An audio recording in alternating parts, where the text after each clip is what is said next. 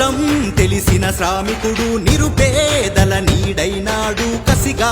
ఈ కాలానికి బదులీయగా వచ్చాడు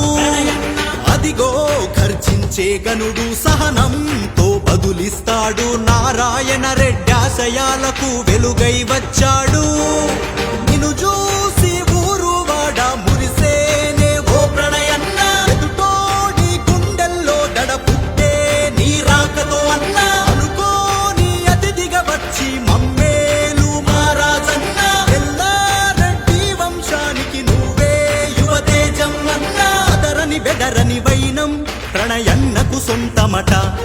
విశ్వన్నకు ప్రతిరూపంగా నిలిచిన మా దైవమట